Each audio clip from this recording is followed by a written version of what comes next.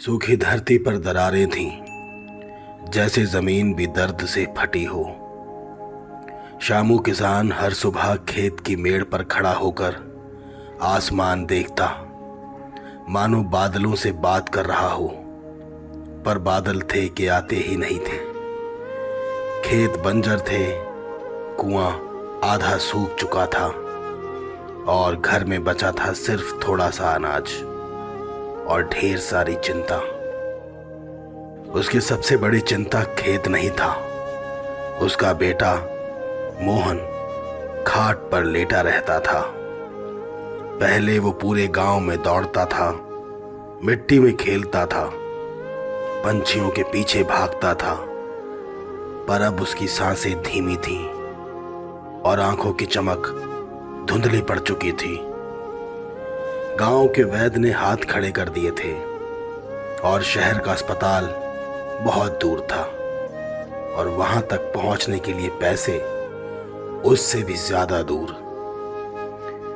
शामू ने अपनी एकमात्र बकरी बेच दी, फिर अपनी पत्नी की चांदी की पायल। दवा आई, पर बीमारी ने मानो जड़ पकड़ ली थी। मोहन कभी कभी मुस्कुराता और कहता, बाबा, बारिश कब आएगी? मैं खेत में फिर दौड़ूंगा। शामू गला साफ करता और आसमान की ओर देखकर कहता, जल्दी आएगी बेटा, बहुत जल्दी। रात को जब हवा भी थम जाती, रामू अपने बेटे के पास बैठकर पुरानी कहानियां सुनाता, हरे खेतों की, लहलहाती फसलों की और उस दिन की जब मोहन हल चलाना सीखेगा।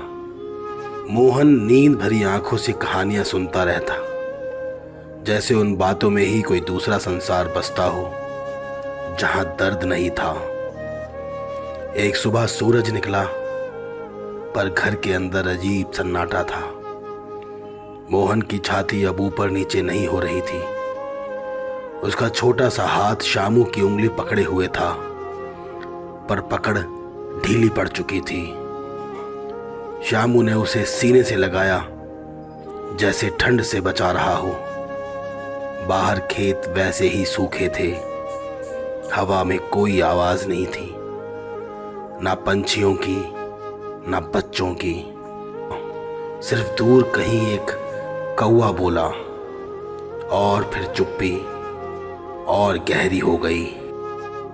उस साल बारिश आई, खूब आई, खेत हरे हो गए, पर शामू हरियाली को देखता तो उसकी आंखों में पानी आ जाता।